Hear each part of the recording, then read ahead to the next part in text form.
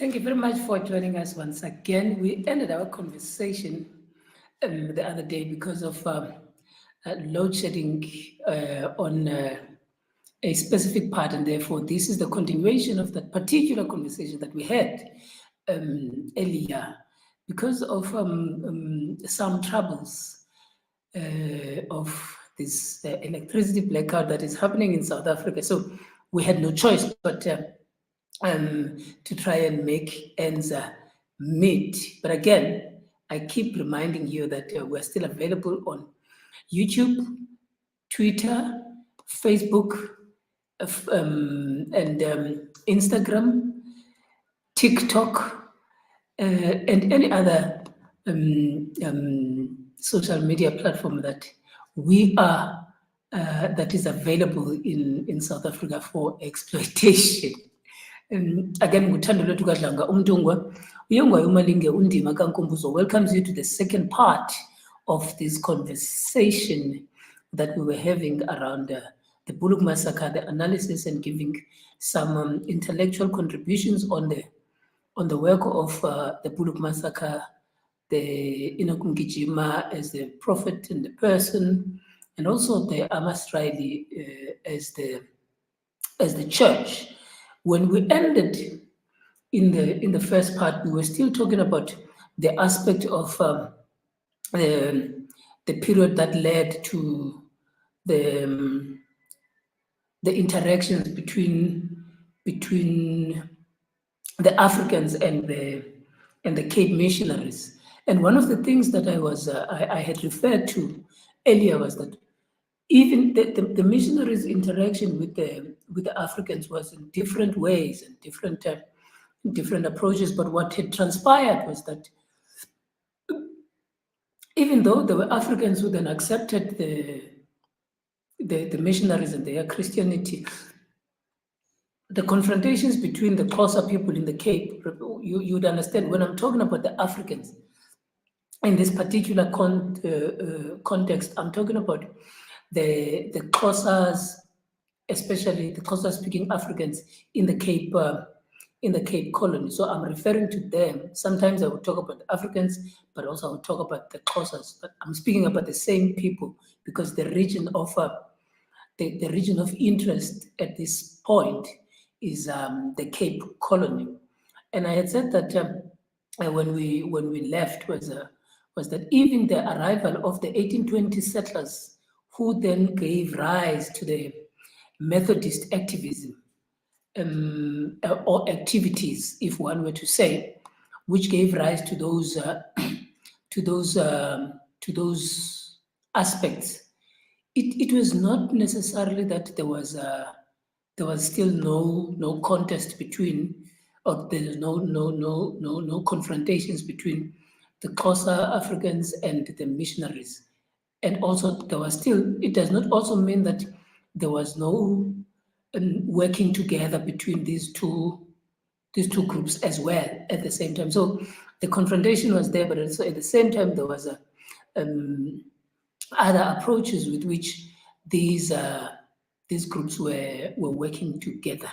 So don't be surprised when I talk about Africans in the context, and then I talk about other, and I say, for instance, I would say, let's make an example. I would say Xhosas, you understand? Because the point is not merely just about the fact that it was the Xhosas who were there, but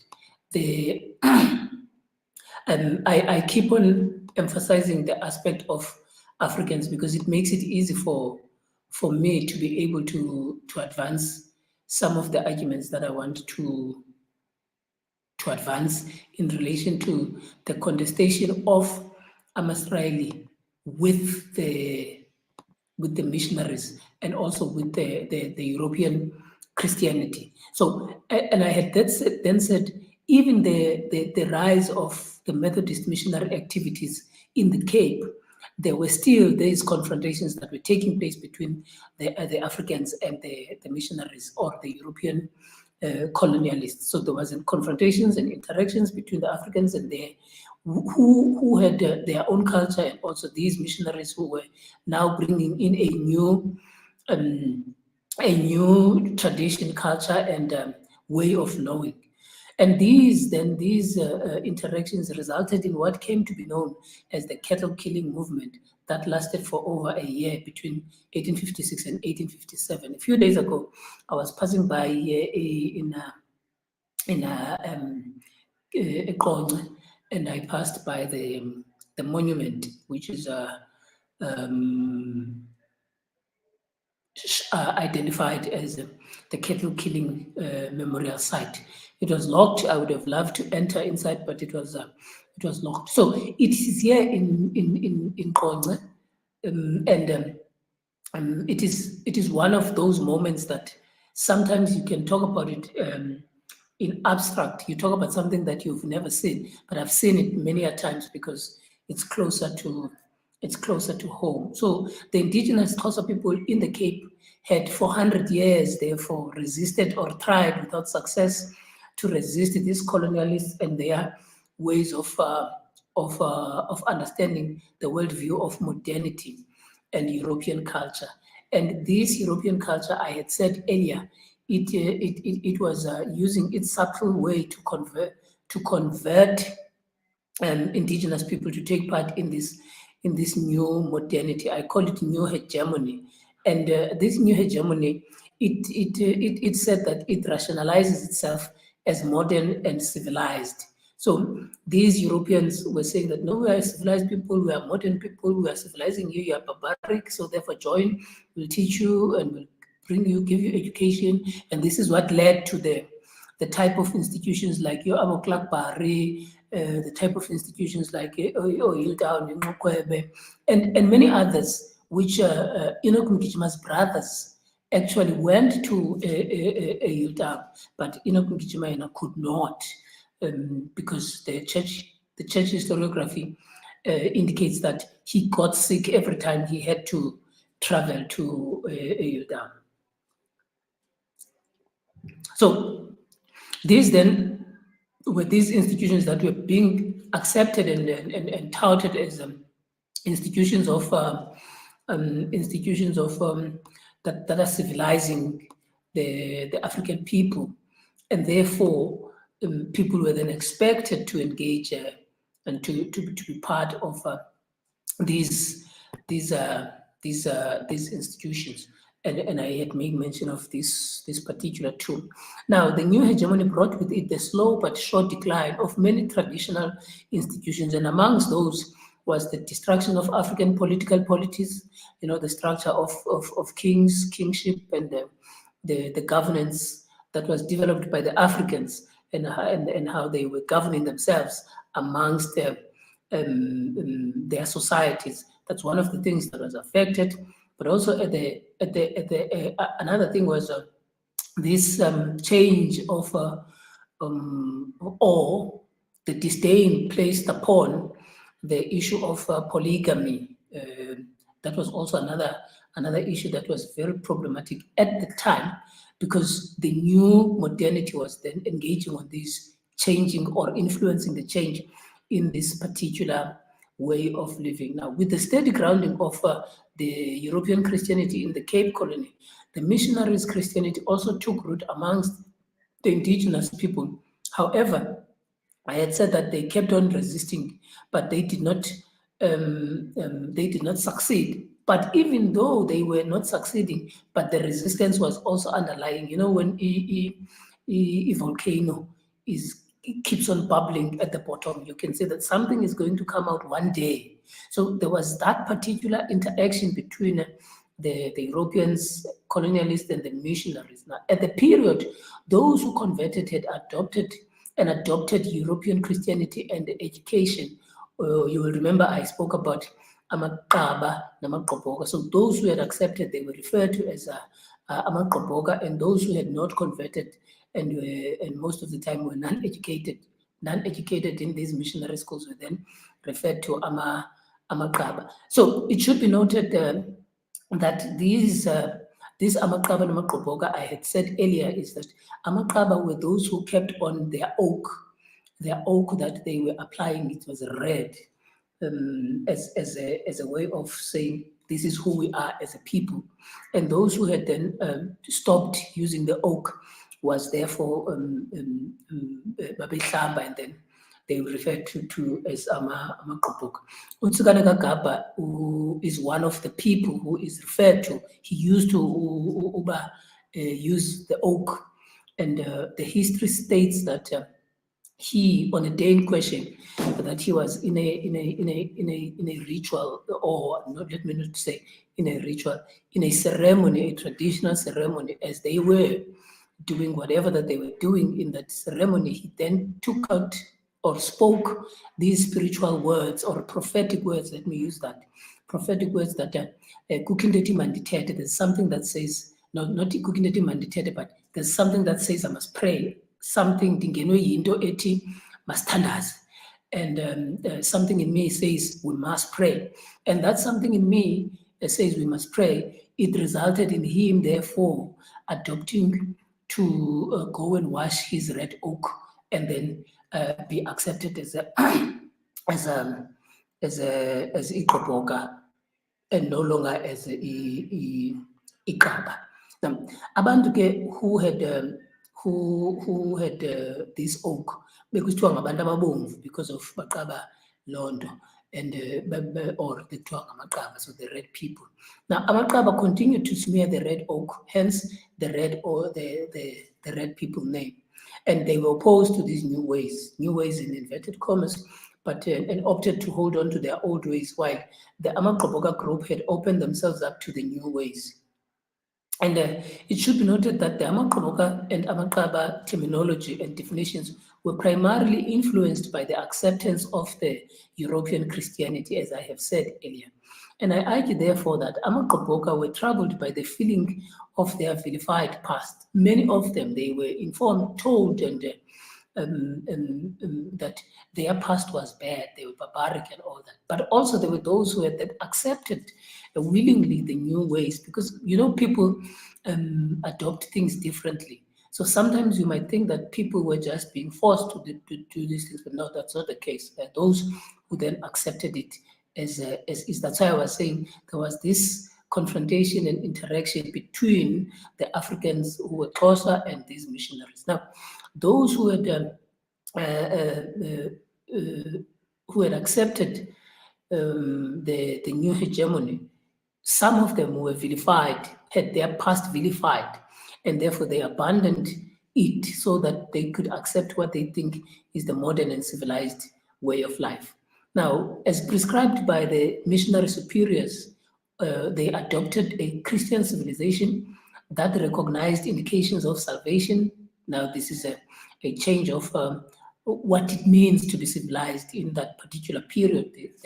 The Christian civilization was saying you must first understand what it means, what are the indications of salvation, and if one has to adhere to specific procedures of labor, so you must be a type of a person. There's a type of a person that you must become, and there is a type of a moral discipline that you must utilize or follow for you to be saved as a civilized Christian. Now, there is a writer by the name of Chidester who wrote in 1992 and argued that these ways of indications included the acceptance of Christ, that is now acceptance of Jesus Christ, the acknowledgement of sin, the assurance of forgiveness, and also the individual sanctification. And all of these four things, maybe they might be more than that, but all of these four things, they assured this salvation, and therefore these elements are what he says that they resulted in an array of other missionary Christianity practices that became dominant and that are being seen today in the European Christian churches, and therefore these became now part and parcel of the conversations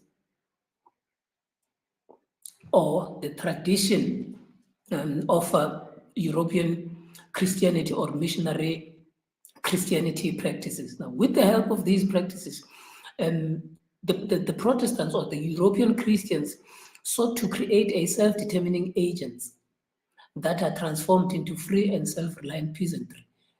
That's what I was saying earlier, that they were creating a type of a human being that are uprooted from their traditional culture and turned into good Anglicans that are fit for English society. You must remember why this is this point I'm putting across is because the Cape Colony at the time was under the rule of the Crown, now the United Kingdom. And if people have to talk about, let me digress a bit, if people have to talk about reparations, especially AmaSirayeli, if they have to talk about reparations, as Utadu Tokoda was saying the other day, like the people, the government of South Africa has got, okay, I have to rephrase that. Let me use his words. He said, the government of South Africa does not have anything to do with that particular massacre. And therefore, if there is a claim that has to be made, the claim has to be made on the basis of with the United Kingdom. That's the most important thing. But also, secondly, I think that it's incorrect. It is not a good political analysis from Umfangelo Dogoda when he raises that, because even today, the current South African government has got so much links with them. The United Kingdom, businesses, the corporations, the determinations of how things were. Even the African National Congress as a ruling party in this country uses extensively some or looks up into this English society traditions, so to a point that I think you can't entirely separate the South African government, the current South African government, from United Kingdom. During COVID, there were things that I had picked up during COVID. When I wanted to see what are the moves that are going to be made by South African government, I always looked at BBC. I knew I would look BBC 2 weeks before. The decisions that were made by the Prime Minister of United Kingdom at the time, I would then see the type of decisions being made in South Africa. So I think we need to locate these elements very, very clearly, and we need to think about them very well. And also, I always make the argument that there is an issue. Why did the South African government, I mean, the United Kingdom government, do so much in its power to create a non-conducive environment for apartheid to thrive? Because they were so anti the apartheid, so pro the liberation movement, even to a great suspicion. For me, that is very much suspicious. But again, all I was saying was, I don't think it is correct to argue that the South African government has got nothing to do with the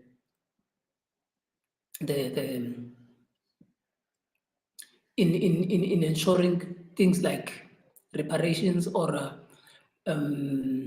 commemorating or whatever the case might be. I don't think that is incorrect, because there's linkages between the so-called democratic South African government and the United Kingdom. But also at the same time, la ANC is of the view that no, these Africans, they were fighting for liberation. You know how politics can be, né? They can be so contradictory at times. So I think that might also be the case. But I really believe that we can't separate the South African government from the United Kingdom government. If you look at these things, you must look at them with a great eye. Now, I had then said these ways of doing things by these missionary Christians, they wanted to determine or to create a type of a human being, and they did. And this type of human being must be uprooted from their culture, must be uprooted from their tradition, and they must be turned to good Englishmen that are and women that are that can fit into the English society. Utio Soga is amongst those people who have been Englishized myself as well, I have been one of those people. I'm the remnant of those people who have been made to be an Englishman fit for an English society.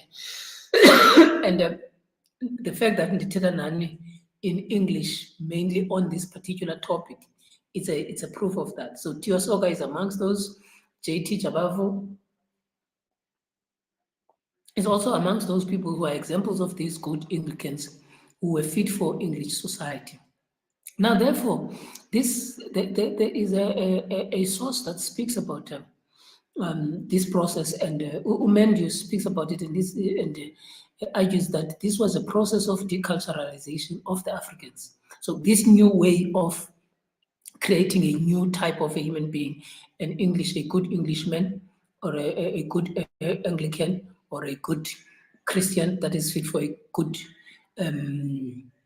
English society. It was called, he calls it deculturalization of the Africans. And it included the rejection of various traditions. As I had said to you, one of those traditions was the paying of lobola, polygamy, and the introduction of saying, now we are no longer going to go and rely on these people who are rainmakers. We're going to come up with irrigation schemes and all that thing. And we see it, the irrigation scheme, there was one that was there in Bede, in Shiloh. I know one of them, and I know some of them in the side of the Timbaza area. There's also that in those irrigation schemes, and the availability of those schemes had a challenging impact on those people who were referred to as rainmakers, because the Africans therefore would have no reason to go and consult and say, hey, sifuna imvula bafondini. You see how these issues were then taking place, and therefore people would be like, so why must we go and consult a person when we can just sivule umpopho, sivule amanzi, because there's water somewhere. So all of these things were assaulting the African traditional ways, and these assaults the missionary enterprises attitude and their establishment of a universal culture that is rational and civilized, was meant to develop and bring us a saved individual. You remember why I was putting across this thing. They wanted you have to be saved, and therefore for you to be saved, there are these elements that you must meet. And then there were these challenges, or there were these things that were then put in place as practices for you to meet a particular standard. Now, these developments which were taking place in the Cape, they had ways in how the Xhosa people were therefore interacting with these missionaries, and it is something that maybe those who read and who read on the history of the Xhosa people, or those who are interested in this particular history, they need to ask themselves as to what was the perception of the Xhosa people or the African people in the Cape Colony in relation to the missionaries. You will remember I said earlier there were confrontations and there were interactions, and I think I must expand on this, whether the Africans had accepted the imposition of this new modernity or not. But I want to say to you that you need to understand that this interaction was not entirely an either-or type of interaction. So it was not a dichotomous thing where you say it's either this or that. They accepted or not, they did not accept. No, it was not the case. It was complex, same as the Bulhoek Massacre itself. It was a complex process. Rather, some converted to the imposition while others rejected. It is not like that. So there were those who rejected, there were those who accepted. But also at the same time, there were those who accepted some parts of it, and then they would reject some parts of it. So do you see the complexity? So it's not an either or type of a situation where it was a rejection either or an acceptance. No. Some people accepted, some people rejected. But there were those who then accepted some parts of it and of the new culture without discarding their traditional ways. And I had said that I argue that these ones who then accepted some parts of it and rejected some parts of it and kept their old traditional ways, I refer to them as amaqobhoka ngamaqaba. And it's not, I'm ayingomaqaba, ayingomaqaba, ayingomaqobhoka, but ngamaqobhoka, ngamaqaba. It's not either or. It's for them, it's the same thing, because they're now adopting a new identity. In the Hegelian thinking, where you would then say, if I'm using it correctly, you would then say the thesis and antithesis, and it produces a synthesis. So the clash of these two, the thesis was then European Christianity, the antithesis was the traditional ways of the African people. Now the synthesis was the merger of the two, developing something that is new, but it consists of both these elements. So that's how I then come up with this element of amaqobhoka angamaqaba. And I even want to take it further to say Enoch Mgijima was iqaba eliliqobhoka okanye iqobhoka eliliqaba. I want to take it further to that particular point, and it is for this because he uses, even in this, you will see later in his sermons, teachings, and prophecies, and how he does things. He uses both the amaqaba's ways of doing, but also at the same time he uses and he draws much of on this Christian faith, and I think, and also he draws much on this Hebrew Judaic tradition and all that. And it is for this reason that I think Umfagelu Dogoda was saying he doesn't know what is Christianity. He doesn't know that he's not either or. He's not a Christian, he's not a Jew, he's not any of these. He is a saint of the Most High. I think then again, the contestation, the thesis, the antithesis meeting up and bringing in something new. I think that is what might have been happening even in that particular definition of him when he is speaking about this issue of not a Christian, not a Jew, not whatever the case might be. But you will look at the video that he had and you listen to him. I hope I'm not misquoting him. And I'm therefore saying Mgijima was iqobhoka eliliqaba. He had converted to Christianity, and he had then repelled Christianity in certain ways, and he had adopted some parts of Christianity. He had converted, that means he had not accepted certain parts of the African traditional ways, but he had then kept certain parts of that particular, and he gave them a new meaning. And I think that's what makes him iqobhoka eliliqaba. Now, and for me, I say, including what Komarov does, Komarov explains the intricate relationship between the indigenous people and the missionaries and say it was an interaction that was dialectical.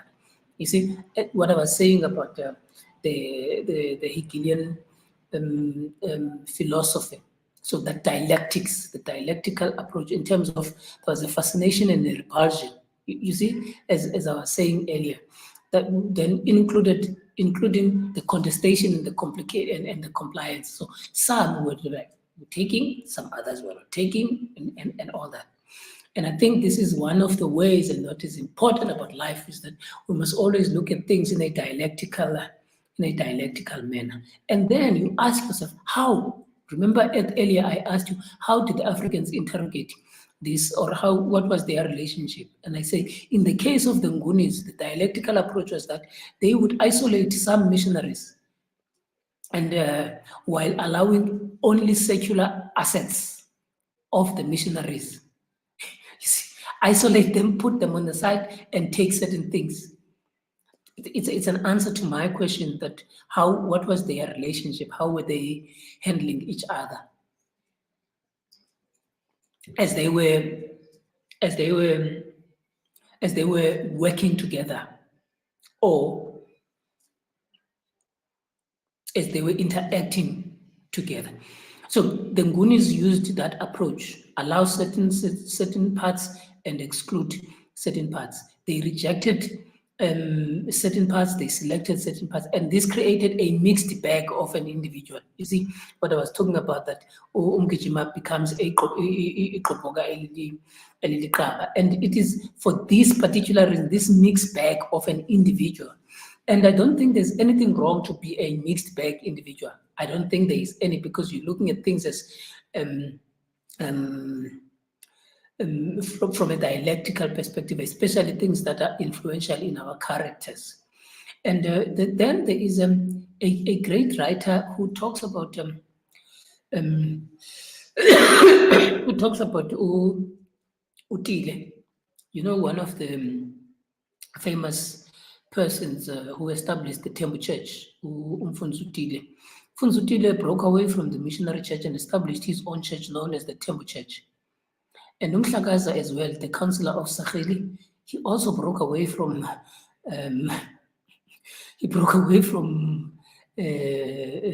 Archdeacon Merriman to go and join Ulantus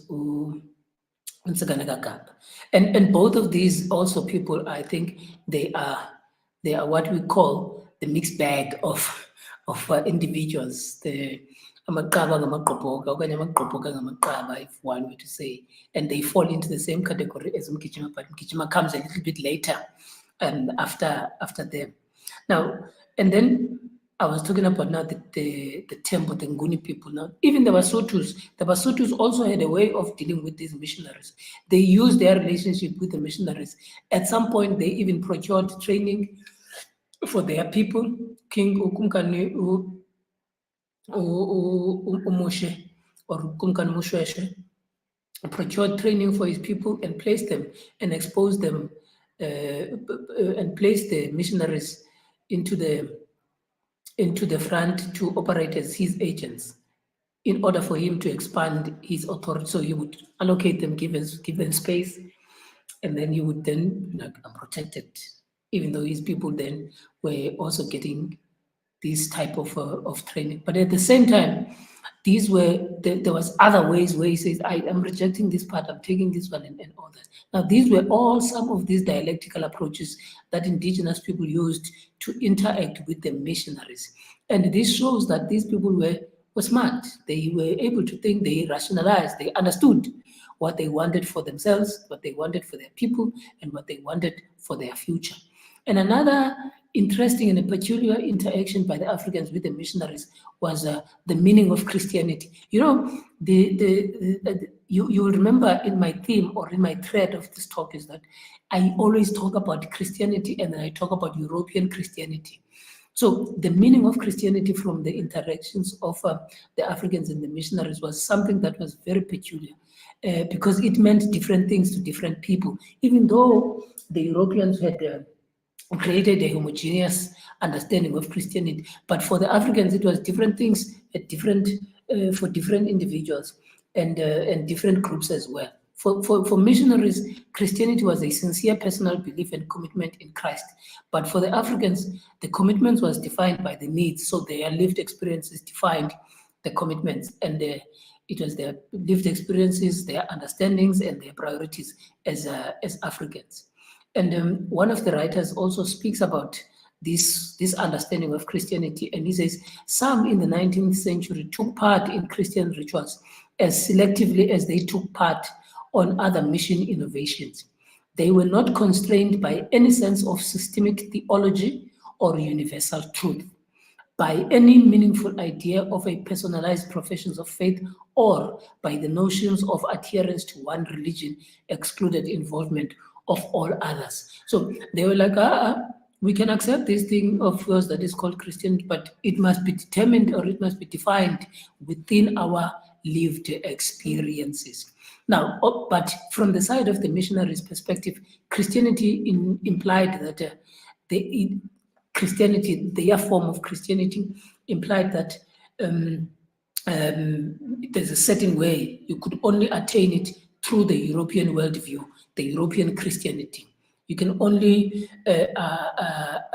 be a Christian proper according to how they define it. And also you can get salvation on the basis of their European worldview of modernity.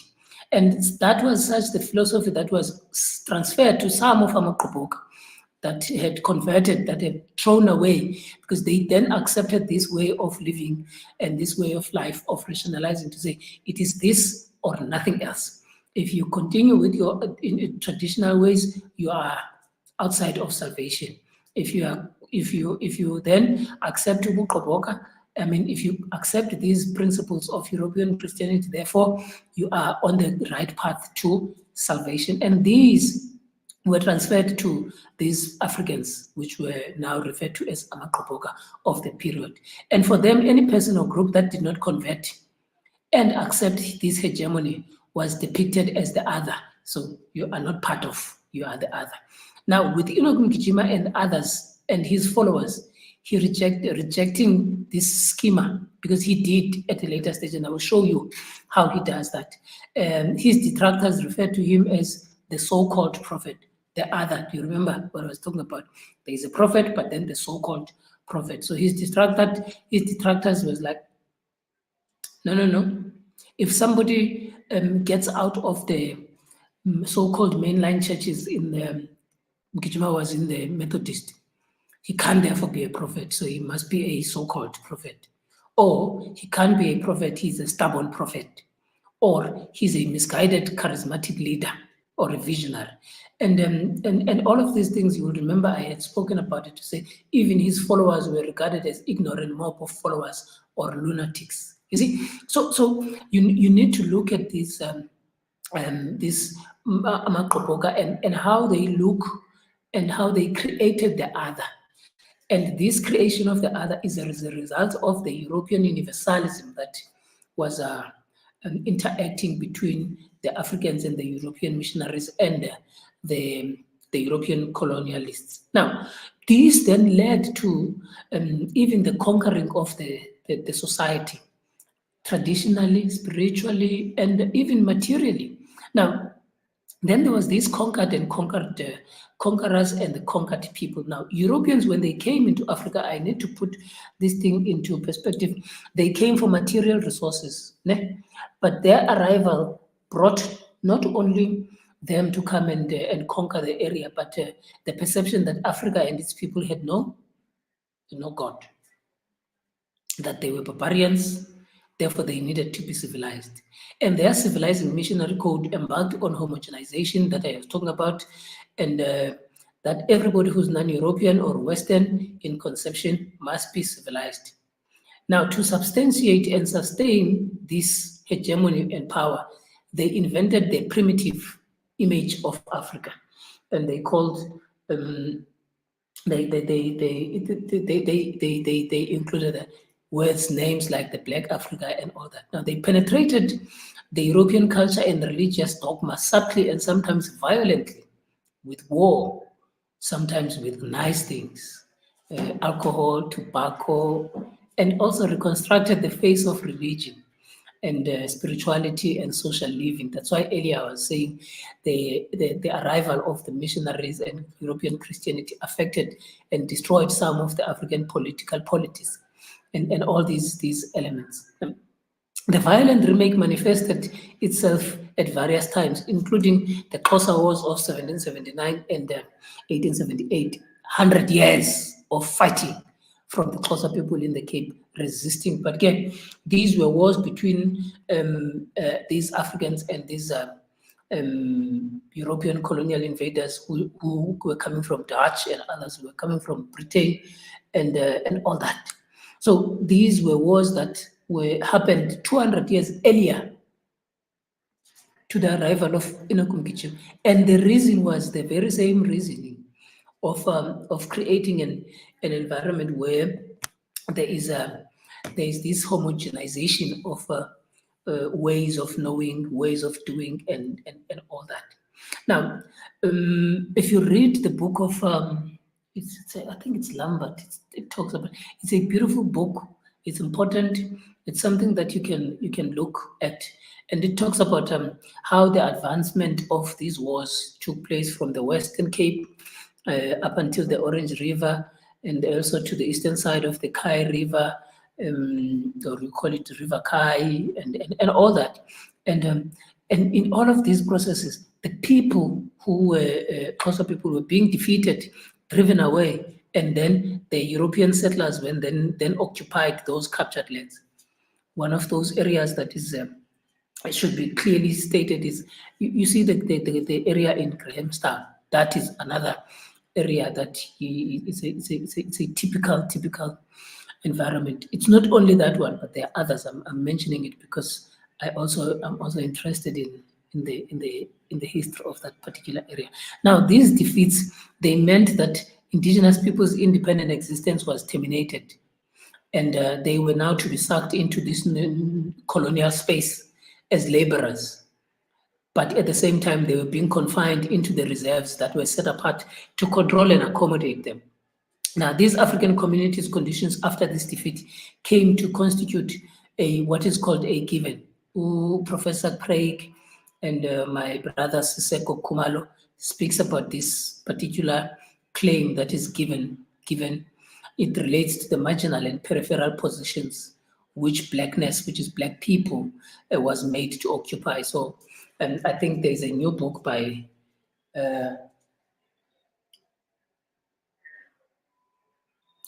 I think Malaika or Azania. It speaks about the struggle to exist in former white institutions, and she talks about universities. So where black people are placed in a place in a periphery where they must be in the marginalized, peripheral, and that is the place which they must occupy. And that non-existence became the social death and the state of non-being. And by the time AmaSirayeli, therefore, come into the picture of history, already the Africans were in a state of non-being. Already they were in the marginalized territories. Already they were in the corners. Already they were non-beings. Already the Africans, they had suffered what is called a social death. By the time Enoch Mgijima grows up and becomes already Africa are already in a very problematic area. And when they converge in Ntabelanga on the basis of them being in a marginalized people, non-being, non-existent. And it was a posteriori knowledge, meaning a knowledge that is based on experience and observation of how things are in the world of changing things had been developed, that they are non-beings. That means they are primitives, they are barbarians. So by the time they get, there is this development of the 1912, these people gathering there, already black people, including Mgijima himself, they stay there in the corner. They must be in the corner. What type of a society with which Enoch Mgijima comes up and lives in? Now, him and his religious group of followers, AmaSirayeli, they emerge within this Western constructed discourse and colonial social milieu that I had spoken about, where Africans, especially those in the Cape, have been deprived of all things that define them as human beings or full human beings, because I already said that they were in the periphery, non-beings, non-existent in the other. Now, this European Christianity that, with the aid of this missionary education, which by the 20th century had taken root in the Cape, had produced a dehumanizing state of affairs for Africans, as I said earlier. Though the new culture seemed to have enclaved the indigenous people, resistance and contestation did not subside. The social order in South Africa, as it was the case in all colonies, was premised on racism, classism, racialism, exploitation, and white domination to define everything that ticks not the predetermined European rubric of what it means to be human and also what it means to be non-human. So these ways of doing things depicted visibly that Africans as indigenous people of the Cape or of the land in Africa belonged to a zone of non-being as primitives and savages. Now, the Europeans invented this zone, this Africa, even the Cape. When I'm talking Africa, it's including of the Cape. It was filled with deprivation, master-servant relationship. That is, the Europeans must be the ones who are always masters, and therefore Africans must be the servants. That's why Umhlakaza had a problem with Merriman, Archbishop Nathaniel Merriman, because he was arguing, but why? Why must you be the one who is the the reverend. I also want to be a minister. I want to lead. And Merriman was like, no, you cannot. And that's why he decided to break away from that Anglican church, because it was uncalled for that this master servant situation must continue. And he even argued that the entirety of the church is mainly African people. You are the only superintendent here who's in charge, or you are the only senior and you are white, and you want to determine how things must be. And that was the type of a master-servant relationship and a non-existence of an African at the time. Even though these people had accepted this new religion, this new hegemony. Now, in the Cape at the time, there was a visible and invisible demarcation that I'm talking about between existence and non-existence. Africans, non-existent; Europeans, existence. Now, this demarcation was also brought about by the land dispossession of. Remember, imperialism and colonialism thrived on this conquering of the society. They took the land, they stole the livestock of the indigenous people. And after taking their material things, they stripped also away their ability to reason religiously. Sorry. As I had said earlier, that there was this thing of creating the other, creating barbarians, creating people to say that they are not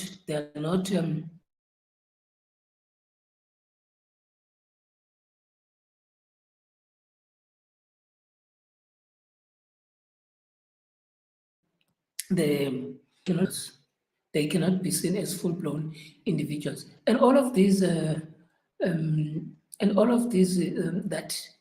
were happening were as a result of these issues that we're talking about when we talk about the master servant, the existence and non-existence.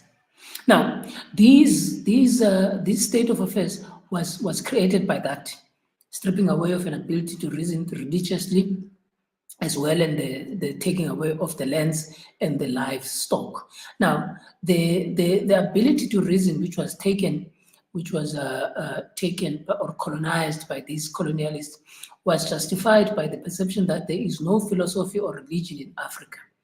So if you then start by saying, no, these people can't be. There's no such thing as this in Africa. There's no such thing as that. It's only us who can define how people must live and all that. Once you start to have those ways of dealing with people, it makes it easy for you to to create the other. It makes it easier because you start taking certain things away from people, and then you can then impose what you want from them. So that the justification is like, okay, there's no religion in Africa, there's no philosophy in Africa. So if there's no religion, let us give them a religion, European Christianity. If there's no philosophy in Africa, let us teach them how to think, therefore they must think like us. That was the problem with which the aptitude to reason religiously meant. Now, this was the way of living of the Europeans, and they then said, this is the way of living of the non-beings. We must rob them of their agency to even manage and mismanage their affairs.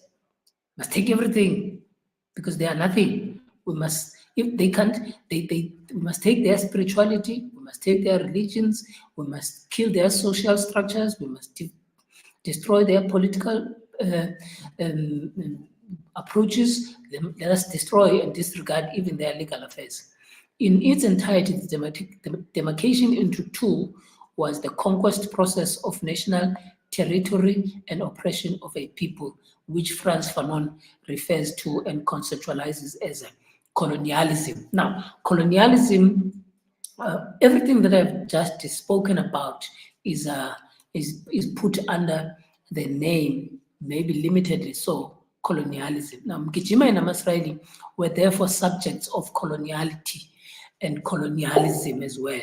And for that reason, it makes it then easy and visibly to see that the, the, the, the, the, the visible and invisible dichotomous zones created by European reasoning, colonialism, and its Christianity. It then created an environment where the other people, the Africans, are therefore suffocated of this salvation. They are deprived of this particular salvation. They are deprived of a particular way of doing things. They are deprived of a particular freedom to determine their affairs. They are deprived of being liberated and to determine what it means to seek God, what it means to gain a salvation. How do we go and get around the issue of of salvation and all that. And therefore, Mgijima and AmaSirayeli in particular were then coming also into this particular way of life. This is the social milieu that I was talking about. Now, you remember I spoke about Mhlakaza as one example who was suffocated by this way of looking at things. Mhlakaza desired to be ordained as the church minister after serving Nathaniel Merriman, but his ambition was rejected. And also, you need to look at the lack. The Africans were like, okay, there's also the lack of the church to proclaim against colonial conquest and land dispossessions of Africans. This was also another thing that was suffocating. Remember, I'm saying the Lama Koboka are here inside this new modernity. And all of them, they feel like, but this church, why is it not saying anything around when the very same white people are taking our lands? That, like, why are you suffocating us? So that was another thing that I refer to as a suffocation of Africans, including their liberation, because in my thinking and in my view, the land is liberation. The land is dignity, as Frantz Fanon tells us. Now, these, including the many other grievances which I'm going to be talking about at a later stage, they preceded the establishment of African independent churches into the 19th century. And they were then reasons that were advanced for why these AmaXhoboka then shifted from the AmaXhoboka church to go and lead their own churches, which I see them and I view them as inkonzo zamaqaba, inkonzo zamaqhoboka angamaqaba. Now, fundamentally, in the delusions of these converted Africans, the movements were like, okay, we want to maybe see and respond to the needs of our people spiritually and materially, and therefore the Christian Church of Europeans did not respond to those particular issues, and therefore it lacked a moral grounding or a moral standing to say, hey, Bafo, if you can't speak against the ills of this injustice, then you do not form part of our ways of knowing. And you will remember that when Mvangelo Dokota was speaking also around the issue of peace, justice, and order, I think he was referring to this. So if you do not speak about justice, if you do not speak about peace, if you do not speak about those two things, according to him, is that's not religion, that's not way of life, that's not spirituality. I think, therefore, there was no ethical or moral standing, therefore, from the European church. That's why these converted Africans, Lama Koboka, were like, okay, it is Yambege, and go and find ourselves a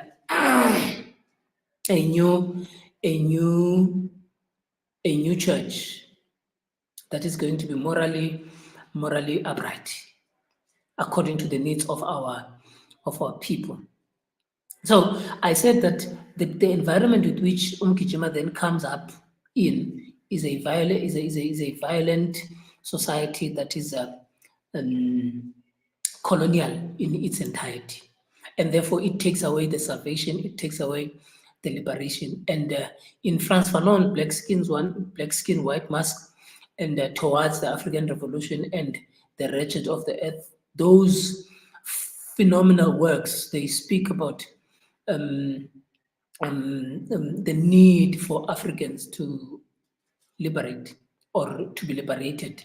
And for them, even AmaSirayeli themselves, I want to believe that the liberation value was non-negotiable, and therefore even in Fanon's writing in the later years, he speaks about them as like, these are non-negotiables, they must be done because we cannot accept these coloniality and colonial elites. At some point, these things must come to an end because we need humanity and we need dignity rather than just mere politics and the law that are defined by this. Now, by 1910, if I were to just jump into that, the invention of Africa in the Cape Colony had been properly done, was built, cemented, and on top of its game. And when South Africa was established, convened in 1910, on the 10th of May, when it was established, it was like life was colonial. For an African, it was like, you are what we have made you to be. And I think these points that Frantz Fanon speaks about, these non-negotiables that Frantz Fanon speaks about, these non-negotiables of AmaSirayeli are the causes of their injury, their killing, and their arresting on the 24th of May.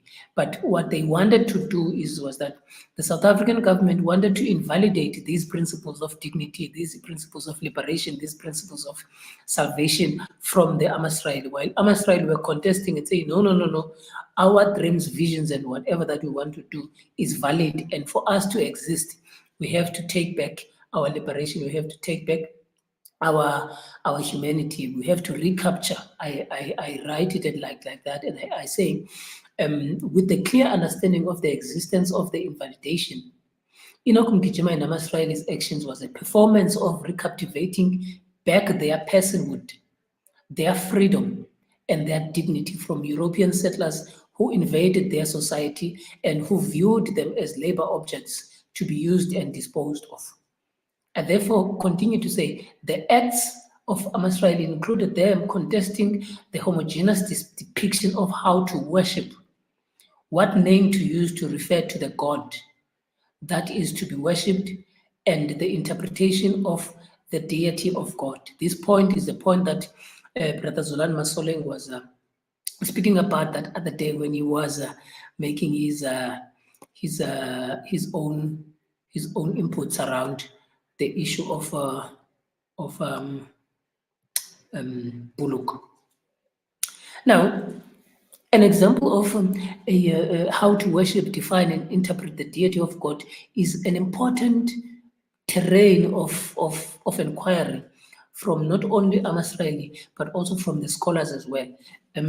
Because it's an important thing. It's important because the life of colonialism or coloniality was all-encompassing, and therefore when you deal with it, you do not have to deal with some aspects of it, you deal with it in its entirety. And I think this is what Mgijima was trying to do, to claim back their humanness by also looking at this colonial matrix of power that I was talking about, which was set up, which was affecting almost everything that is African. Now, when we observe the pre-massacre negotiations and the post-massacre imperialist colonial racist court against the AmaSirayeli, there's a daring aspect where Enoch Mgijima wants to decolonize, I say decolonize, the imagination of God from the imperialist universalism. This AmaSirayeli hoped to achieve by inserting and asserting an African personality in the image of God. So even there was a point where it's like, nope, if God is God, then God can speak to us. We are as civilized as every other person. We are as ability to reason and rationalize like any other person. But the colonial government, the colonial regime, the colonialists wanted to maintain this creation of the other. And one of the great writers about this invention of the other is Utatu Mudimbe. Mudimbe speaks about the invention of Africa, where he speaks about how European knowledge, the thought and attitude constructed Africa as primitives and savage, as I have said earlier. Now, this alienated Africans from being human beings and by extension rational, and then they cannot hypothesize. And therefore, even Africa, had no philosophy, as I had said earlier. And in the 18th and 19th century, as a result of all of these ways of knowing, the West then described that we come up with what is to be known. Now, because these Africans, Lama Koboka, are like, they can't take this shit anymore. They be like, this is nonsense. And they say, okay, let's go and we want to interpret the gospel according to our experiences. We want to be free. We want to determine our own things. They go and establish African independent churches. We call them AICs or African independent movements or whatever you want to call them. But I refer to them as AICs, African independent churches, as they were known. And they were established for various reasons. You will remember I said that also earlier. And against their old church institutions, these Christianized Africans, Lamankompoka, raised primarily 5 issues against their former institutions.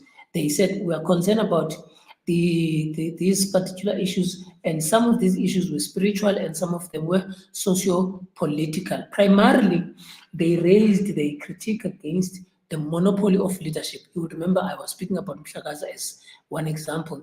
There was this monopoly of leadership positions in the churches, which African congregations where the European ministers were the ones who are dominating all aspects of the church, and therefore leaving no or limited prospects for growth for the Africans in the church as ministers. There was that particular monopoly. They also desired to indigenize the Christianity that is now based on their experiences. They also wanted to indigenize Christianity as it became over-Europeanized. That's what they said. And this particular grievance, I think I need to explain it a bit more. This grievance was that these Christianized Africans were adopting the new identity. That means now they were becoming the Amaqoboga Angamaqaba.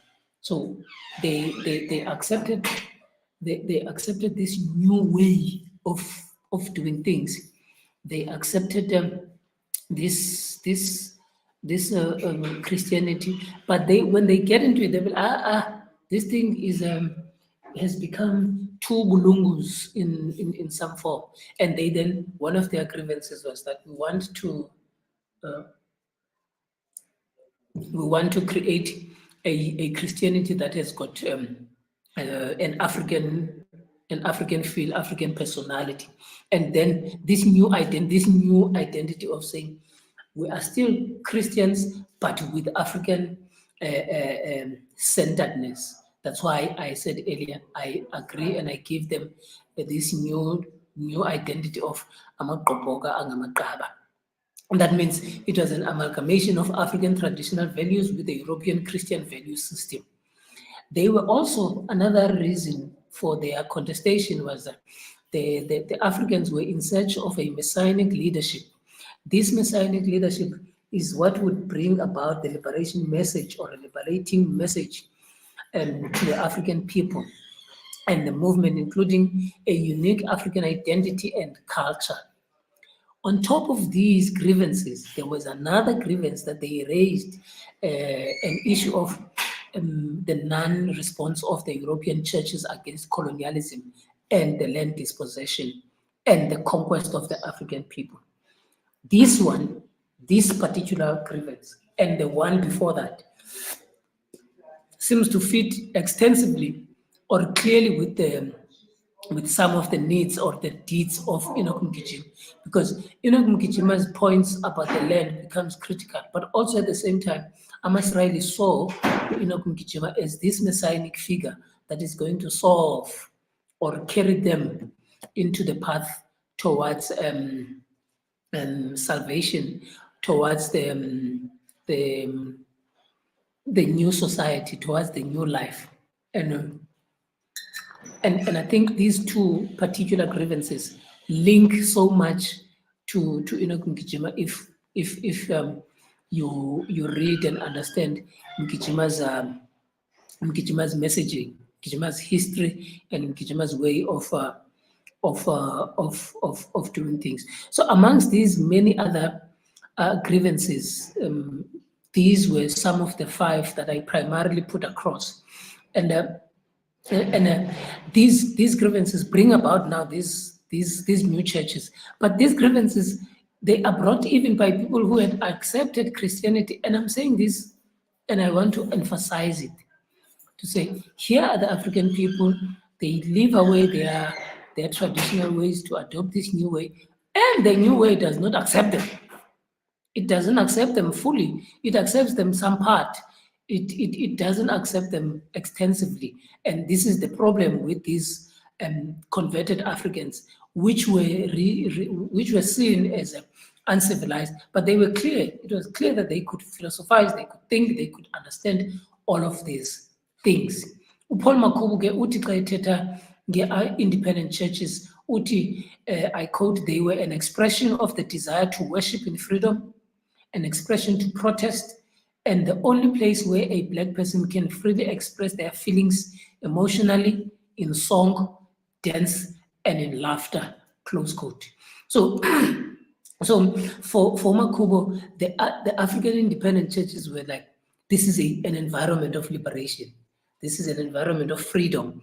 That is why even when you look at the video that we played of AmaSirayeli, you can see they in song, they are great in song, they are great in dance, they do things that no ordinary church would do. Look at them, and you look at those elements. So it falls into that category, and I view AmaSirayeli to fall into that particular category of expression to worship in freedom, expression to protest, expression to freely express their feelings, and so on and so forth. And if you look at Mgijima and AmaSirayeli, their alignment with these concerns and grievances, I think it is not far-fetched. If I look at these grievances and I look at the history of Mgijima, I think it is not far-fetched. Now, due to the closeness of AmaSirayeli to these grievances, I therefore even identify them as African independent churches, because when I look at the grievances that were put across by the people who were raising a critique against the institutions of Anglicans, Protestants, Methodists, what is another one, the faith, the Moravians and all that, I think there's a similar thread between them and that of Mgijima and AmaSirayeli. And therefore, for this purpose, I therefore think that AmaSirayeli are then in the category of African independent churches. And therefore, if they are, and if we accept this logic of mine, therefore Mgijima would then be seen and AmaSirayeli as amaqoboka angamaqaba as well. Now, the conceptualization of these grievances for me indicates something that is very important, that Africa were able to prove that they can resist. They proved that they can conceptualize the ideology. They can resist also a dominant ideology. And Stuart Hall's assertion about power and dominance is that insofar as there is power, there is resistance, and ideology helps one continue to think about the dominance of the problem, close quote. Now, you understand Stuart Hall's, and he says, okay, if there's power, and if there's if there's power or dominance, by default, there is the next rational thing to do is resistance. And AmaSirayeli living within that. And it's the rational thing. It's something that comes innate. It is within you that when you are being oppressed and there's a dominance over you, the first thing you do is like, how am I going to resist this? It's something that is natural. And the European Christian ways of knowing and doing and thinking and of rationalizing was that no, the Africans cannot think, but they continue to impose a dominance on them. And because of this resistance, AmaSirayeli and even the African independent churches came up with an ideology of how to deal with those particular churches and how to deal with the problem, because they saw them as a problem. And if we then accept Hall's disposition, it is clear that the Africans can philosophize, they can think, they can reason, they can explain, and they can do things as rational beings. Now, through the resistance, the African independent churches movements disintegrated the logic that Africans cannot produce knowledge and that their ways of knowing are subservient to that of the Europeans' knowledge. But this ability to produce knowledge, as the AIC, including AmaSirayeli, did, was distressing to the Europeanism, or to Europeanism in its entirety. Now, this claim is posited on the basis that European ways of knowing are obsessed with homogenization and universalization of almost everything, including what is a man or what is man. That is a human being. What is a human being? In the European episteme, you would understand that there is only one man. It's European. There's only one culture. It's European. There's only one identity. It is European. There's only one God. It is European. There's only one religion. It is European. There's only one baptism. It is European. There's only one way, and that is the Christ. And that is the problem with this way of thinking. If you think about the prevalent, even one wife thing nonsense that has was presented as a contest against the African people, with the thinking of that there must be people must not the polygamy. The example that I put earlier, it's clear. It shows that the Europeanism was so fascinated, and it is still so fascinated with this one way, one heart, one way.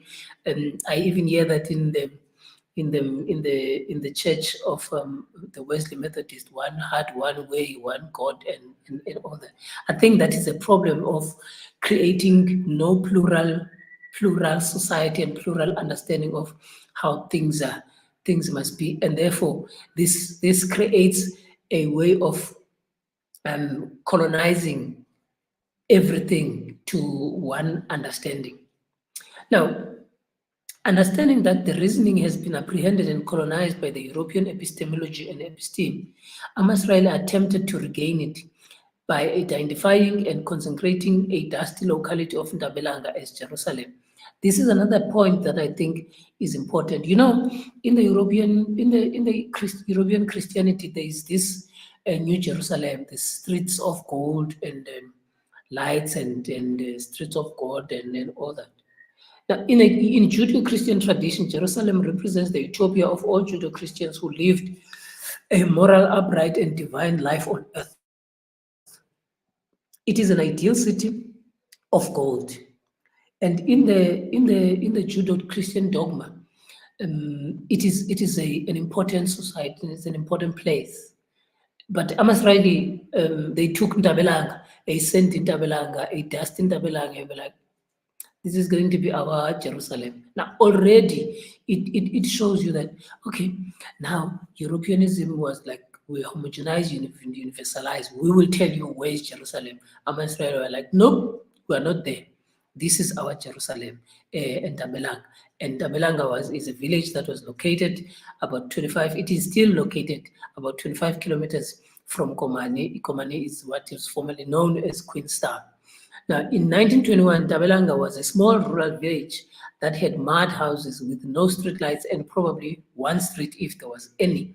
In such a place and such imagination, AmaSirayeli appropriated the idealistic worth of Jerusalem, the city of God and the city of gold, from the colonial Judeo-Christianity, and created boundaries in Ntabelanga, in a dusty place called Ntabelanga, and were like, this is our Jerusalem. You see how this contestation this skillful work that is done by Enoch Mgijima to dislodge this colonial logic, to dislodge this colonial understanding of even what it means to view, perceive the things of going to salvation. This is one important point that I think, for me, it shows that Mgijima was like ridiculing this universalization, this universalism of European Christianity, or European Christian ways of doing things. Now, Mandu agrees with me, and he postulates the same in a similar argument about Mgijima's imagination of Ntabelanga. And he says, my contention is that Mgijima's establishment of the commune at Ntabelanga came about as a result of the functioning of his imagination, which attempted to put in practice what was first possible in the imagination, but then it included resistance against domination. Remember earlier I said, there is domination. The next thing that is supposed to happen is that you resist. And by resisting, your resistance will then make you to think about what ways, ideology, what is the type of ways that I'm going to engage my resistance. Now, Mgijima, if Mgijima is able to think about these things, the fact that he's able to think about them, it means he's able to rationalize, he's able to think. It therefore destroys the logic that Africans cannot think. Through this way of doing things, Mgijima and Ntabelanga, taking Ntabelanga, a dusty street, making it an ideal or an idealistic New Jerusalem, Mgijima and AmaSirayeli defied the European constructed primitive image of Africa and of Africans, that they cannot think, that they cannot reason, and that they cannot philosophize. Moreover, they showed an ability to imagine and reimagine things and concepts from their lived experiences.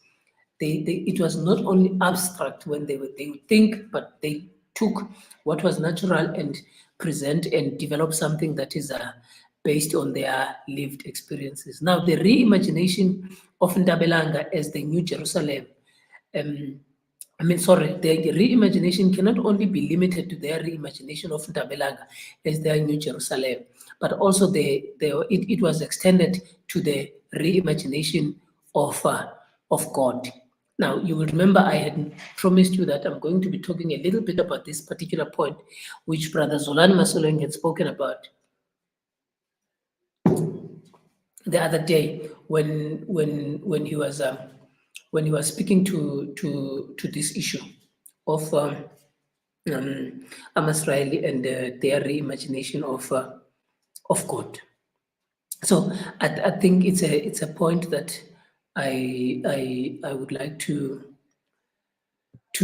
speak to in a little bit, because it is important as well from my understanding.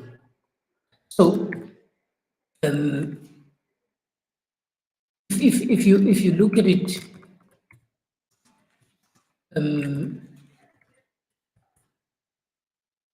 we'll take a little bit of a break, just a few seconds, and then we'll come back to engage this point of what it means to reimagine the idea of what it means to be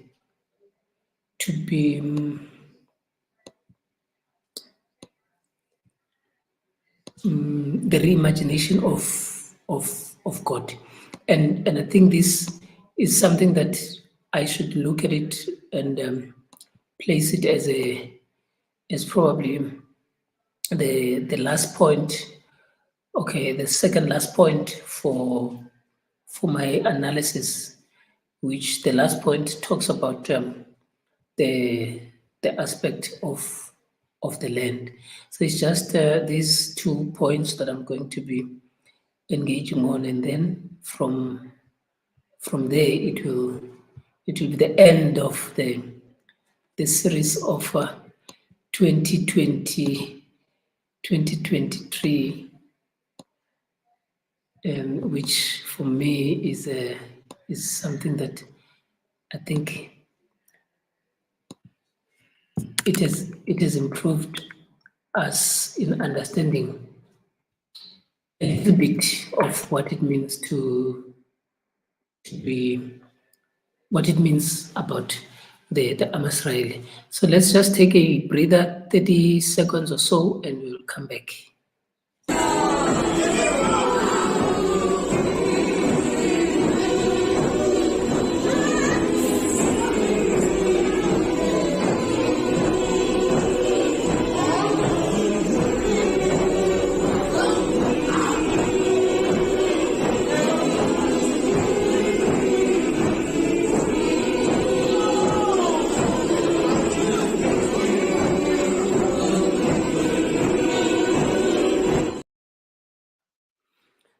As I have said that we were just taking a breather and 30 seconds of just looking at gathering our thoughts again. If you look at the way that AmaSirayeli, with the video that I just played, is that it's something that is unique, peculiar, especially in the Christian world. And I think it has got something to do with, it's either that the reimagination itself for a person to come up with that is an important milestone as an individual, even as a prophet. Therefore, it is something great, and therefore I think the imagination of Mgijima and imagination of AmaSirayeli and how they do things becomes an important aspect of how to view Africans in this way, because already they had been presented as the other primitive and nonsensical people of the periphery, but they proved otherwise very capable of philosophizing, thinking, and rationalizing and reimagining things. Now, the AmaSirayeli were of the view that there is God. They define God within their own understanding. Now, within this European ways of knowing, Europeans' construction of the other, the Africans, which were the other, was the secluding of the image of God. Or, let me call it, one theologian, scholar, Dr. Lerato, from the University of Pretoria, she speaks about God in a sense, that the thing called God. And I'm going to utilize that on the basis that I'm not a theologian, but I thought it was something that is very critical and important, that maybe sometimes we should start to think about the thing called God within those elements, because for some people, they do not believe that there is the thing that is called God. Now, we are going to utilize that approach, and don't be surprised by it. You can make your comments and you can tell us what you think about that particular exposition. Now, there was this secluding of the image of the thing called God to be that of Europeans' imagination. The nature of European Christianity is that everyone must convert into the Christian religion. Its message calls people to their kingdom of God at their expense and at the expense of their cultural kingdom. So if you want to join Christianity, you must leave other kingdoms and join this Christian religion, kingdom of God. And it is for this reason that it is repeatedly said that European Christianity rides or resided or rode on the back of colonialism, something that I think I agree with. Now, the Union of South Africa at the time of Mgijima's emergence as a European colony was not spared from this colonial influence of these European ways of knowing. They privatized the image of God, and they privatized the image of the thing called God to be that of European imagination, and it rested on a number of problematic elements. Firstly, they were imperialism, they were classist in their nature, they were racial, and they were full of white domination.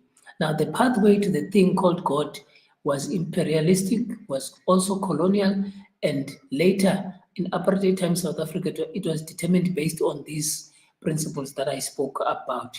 As we have witnessed with the story of Mhlagaza, which I've been talking about earlier, who could not be ordained as church minister in the Anglican Church, the people or servants of the thing called God, like bishops, superintendents, and ministers in Europe, Christian church was the domain of white chauvinist men. Even this God consecration was understood to be following the same white supremacist racial elements. Therefore, by extension, this logic implied that the thing called God, if he can communicate to human beings, he can only communicate because he's a man, and he can only communicate to European men because it is equally, that thing called God is equally European. Now, this way of knowing this episteme resulted in the homogenization of the image of the thing called God. Emanating from this Eurocentric logic, it would be inconceivable for Ntsikaneka Gaba or Unonteta or Enoch Mgijima, all referred to as prophets of Xhosa people, to claim to have a message from the divinity. The European ways of knowing, like, no, you cannot. You can't have prophets that are African. Enoch Mgijima, Mamunontet, Wakukoman, or Ntsikaneka Gaba, you cannot. And at the time of this, she a divine, if he or she is a divine who communicates with Africans, could not be a representative of the real God, nor a real voice that represents justice and salvation. When Mgijima was claiming to have spoken to God, for Europeans it was like, no. Even to those who were converted, the Amaqoboga, were like, even Mgijima, no. It cannot be. Now, conversely, Mgijima dared this European medieval ethos and responded to those who persuaded him to stop his preaching, to stop his organizing of people to stop, and they whatever that he was doing in Ntabelanga. And he said to them, and I quote, he said, "I'm not here to fight anybody nor cause any bloodshed, but the finger of God pointed me to this place to gather his people for this journey to the promised land," close quote. Now, in this message, Mgijima manifests a politeness against a violence.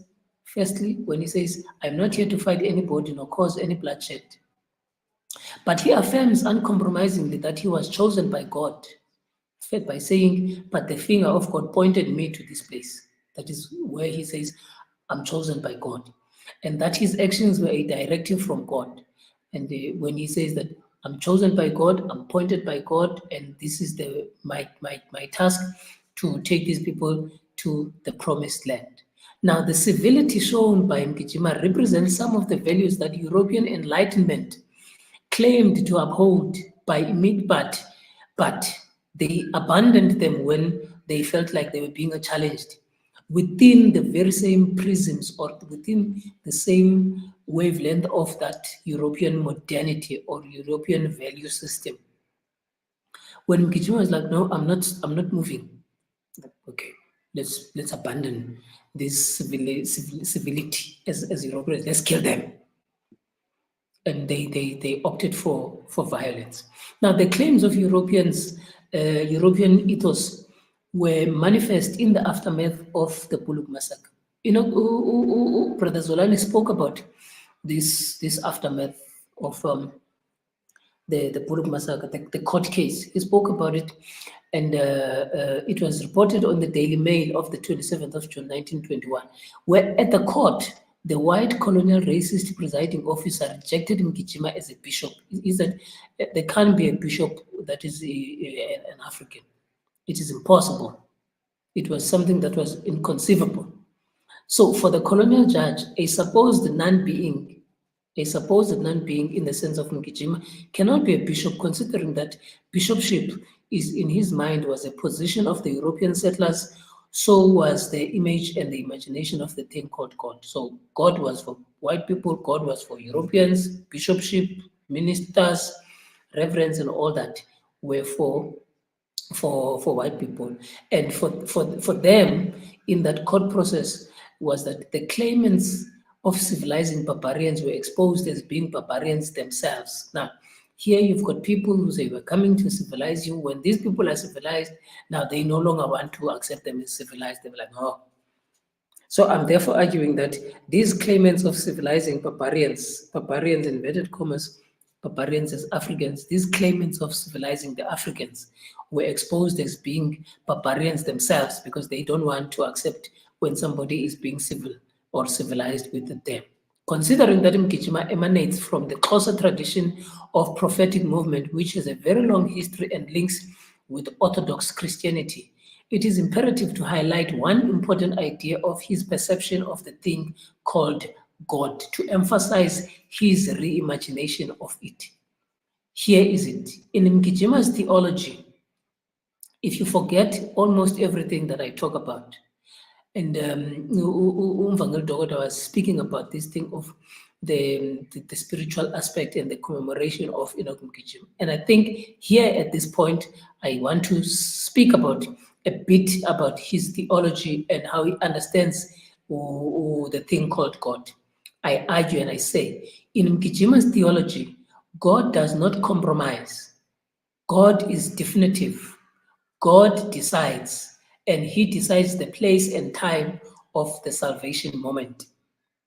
The station of the salvation moment, according to Mgijima, is geographical rather than spiritual.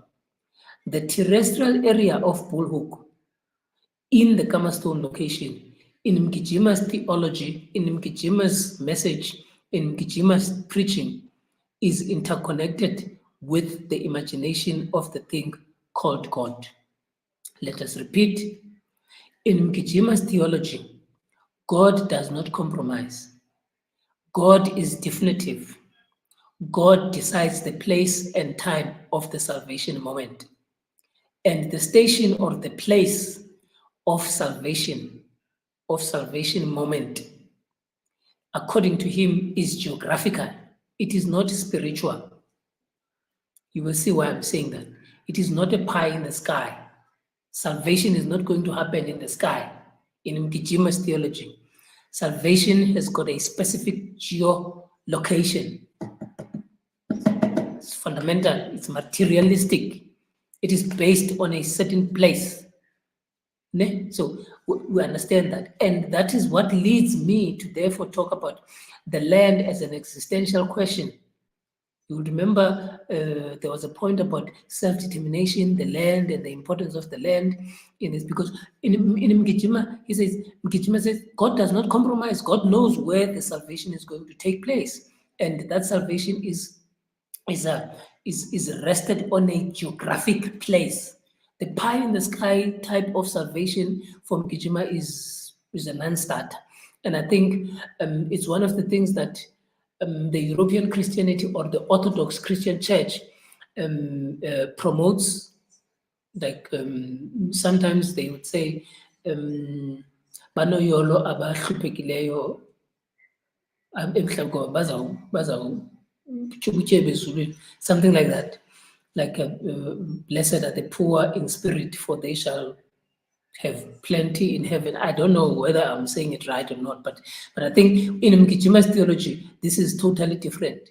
And you will see why I'm saying this, because it links to the aspect of the land, because salvation from Mgijima happens at a particular geographic area, not in some spiritual realm. And this links to the next point that I'm talking about, that the land is an existential question. Now, the straightforward orthodoxy of Enoch Mgijima and AmaSirayeli cannot be disputed in his theology. Mgijima's theology, remember, Mgijima was a Christian. He adopted Christianity. But when he then established the African Independent Church as AmaSirayeli, he then became by merging, amalgamating the Christian ways and the prophetic, the traditional, African traditional ways and prophetic principles, amalgamating them and including these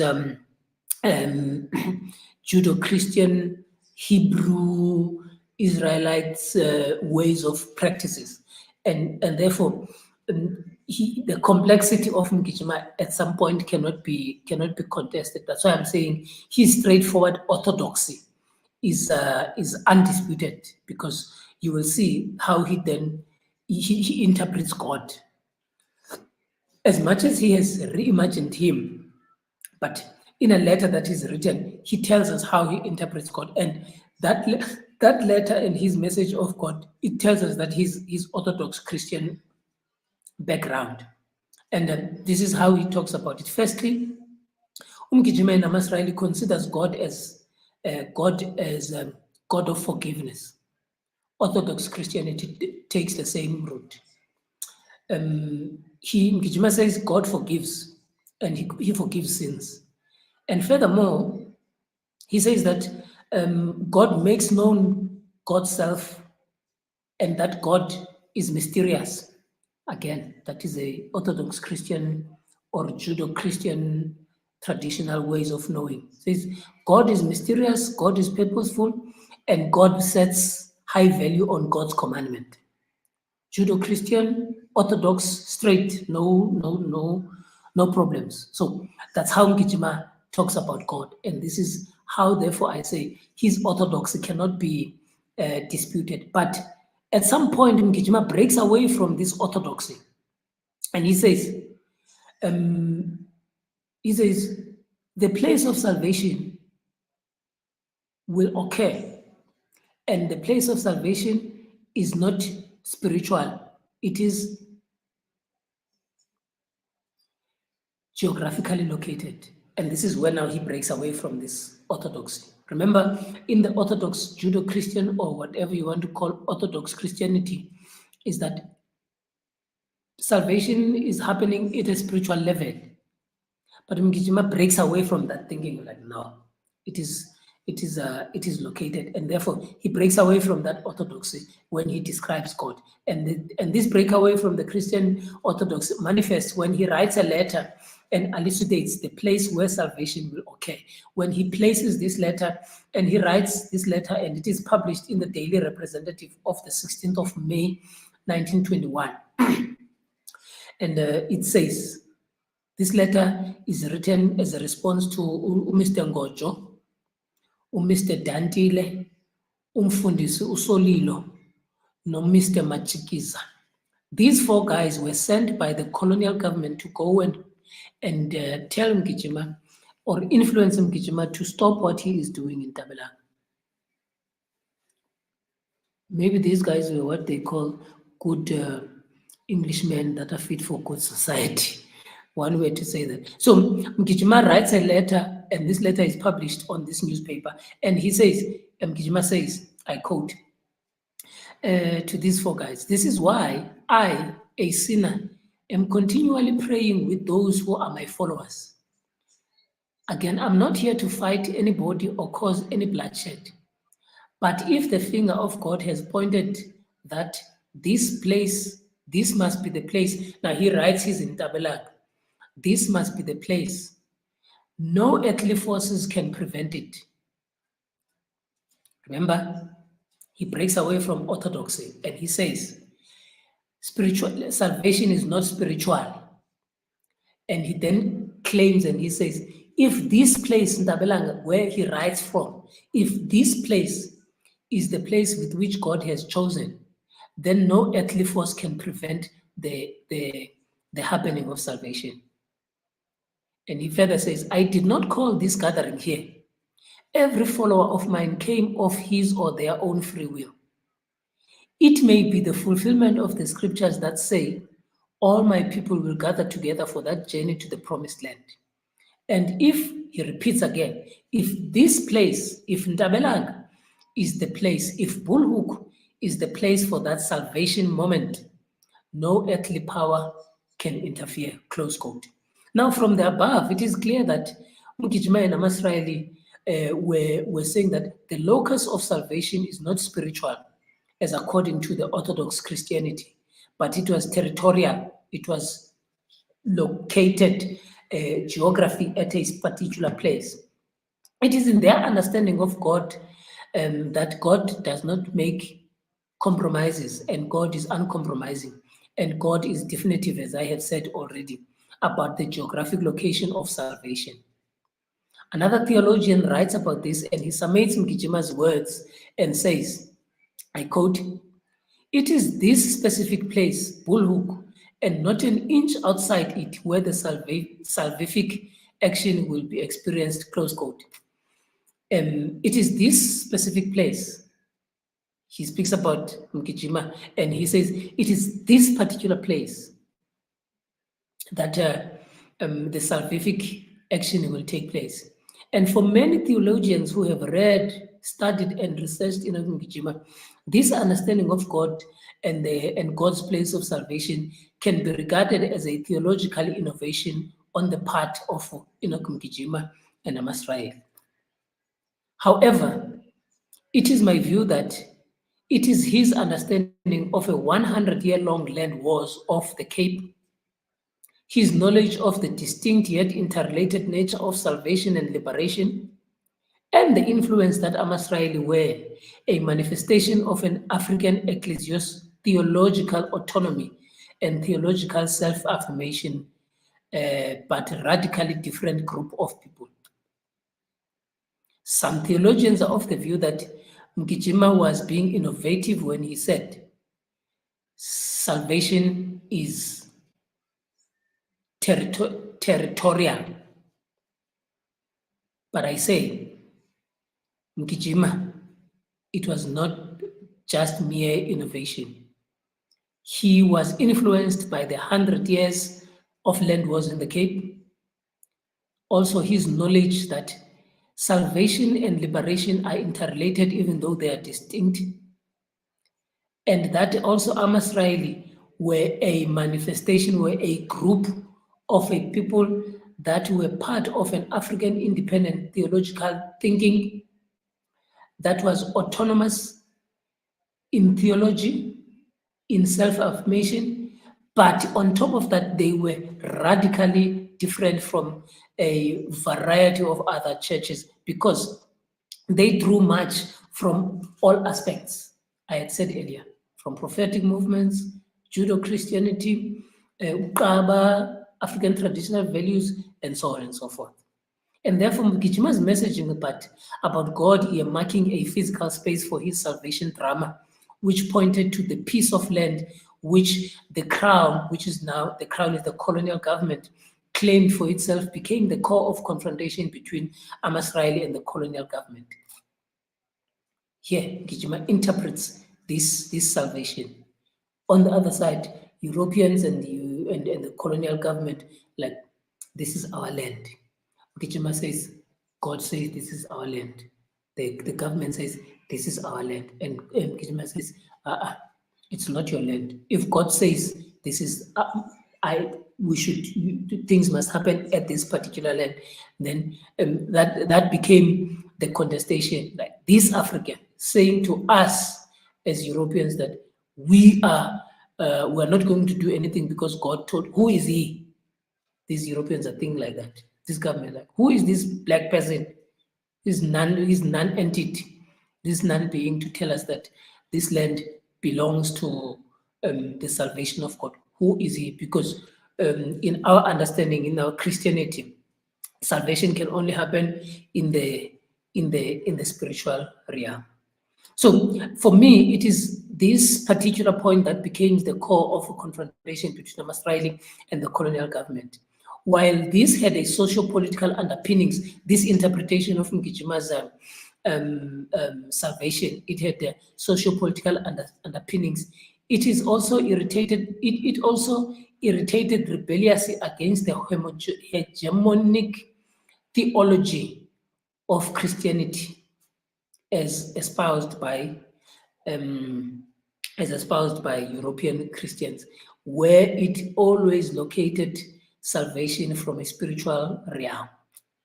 Now, in Fanon's work of The Wretched of the Earth, when he speaks about the land to the colonized, he says, the land is the most essential and concrete value because it brings bread and above all dignity. And to Fanon, the conquest of the oppressed and the dispossession of the land is a full-blown colonialism, I said.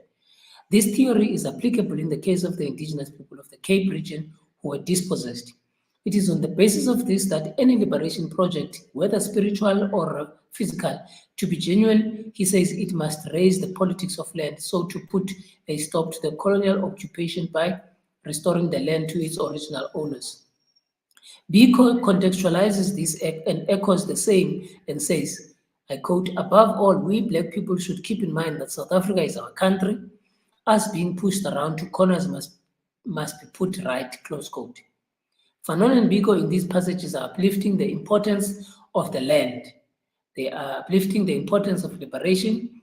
They are uplifting the importance of human existence to the colonized people. If we accept, therefore, Fanon's Biko's conceptualization of freedom and liberation, it is essential to argue that the true freedom and liberation remains embedded in the land of material base. In the land, which is the material base, which includes the fauna, the aura, the minerals below the land, and the vegetation that is above the land. It should not be determined by a change of a flag, because the flag freedom is abstract and it does not provide dignity and recognition. A recognition that I'm talking about is a type of recognition that is presented by in Hegelian theology, in Hegelian philosophy, where it says that recognition, which is reciprocal to affirm cooperation, mutual respect, and dignity between two self-consciouses. Now, the Native Land Act of 1913, which was institutionalized in that particular period, created a type of society that looks at the land as a terrain of white people, not as that of the African people. Now, Mgijima and AmaSirayeli, who were settled in the Kamastone area, lived within this immoral and unjust European barbarism of Native Land Act that was displacing them of their existence, their dignity, and their liberation from their land. Their dwellings were regarded as a native reserve of Kamastone, a region that had a Bulhoek, Kwabi, and Ntabelanga as some of its villages. Under the native reserve for as early as the end of 1913, this law squeezed Africans of their land, while the native political leaders were busy petitioning and protesting to the crown. Now, Mgijima, on the other side, he brings about this particular theology that says, we are in the process of salvation, and the process of salvation implies, therefore, that salvation has to happen, and if salvation has to happen, it will happen at a particular place, and that particular place for us is Ntabelanga. Now, Mgijima's theology, it does not only talk about, as I had said, it is complex. It does not only talk about the issues of spirituality, but it speaks about the issues of the physical as well. That's why I had adopted the thinking about salvation and liberation, which is it's Boff's anthropological model, because these two, Boff says they are distinct but interrelated. Even Mgijima uses the same understanding of salvation and liberation. They go together. With the consideration of the socio-economic injustices of his followers, which were mainly African and were negatively affected by the Native Land Act of 1913, intertwined with the theology that locates the salvation theater to the place called Ntabelanga, Mgijima and AmaSirayeli snubbed the regime. That's what I say. He snubbed the regime by erecting houses, establishing businesses, building schools, prepared a spiritual and religious home out of dust in Ntabelanga. And then he refused to evacuate, nor even pay colonial taxation fees. Now the place became their literal Canaan, a land of freedom, a land of liberation. Ntabelanga became AmaSirayeli's utopian city, the land of milk and honey, a new Jerusalem. And Enoch Mgijima was that messianic figure to watch over them. One of the grievances, do you remember? One of the grievances that were put across by those people who had established African independent churches when they were AmaGqoboka, when they were coming in to become AmaGqoboka Ngamaqaba. So Mgijima was that particular messianic figure to watch over AmaSirayeli in Ntabelanga. Now, in this liberated zone, Ntabelanga, their existence as a people was comprehensive until they were mowed down by the Maxim gun. Do you know a Maxim gun? It's a recoiled operated machine gun invented by Sir Hiram Stevens Maxim in 1884. Until the day that they were killed in Ntabelanga, and they were buried in 2 shallow graves. Ntabelanga was a liberated zone for AmaSirayeli. It provided a space for them to reimagine God, to define themselves outside of the territories of European Christian dogmas, but also they located salvation within a particular place.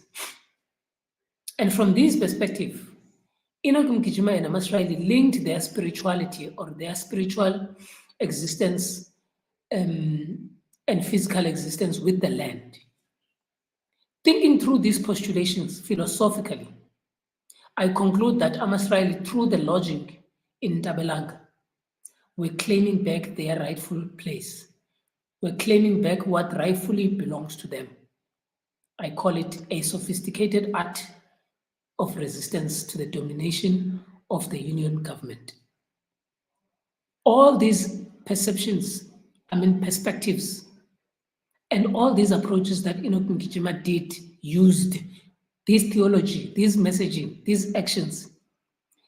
When Mgijima linked the spirituality, the physical existence with the land, he was systematically resisting the domination of the Union government. And the Union government showed its dominance through various ways, through various things. The colonization of God, the domination of the territory, the creation of the other, the locating of the Africans as barbarians and uncivilized, and all these elements.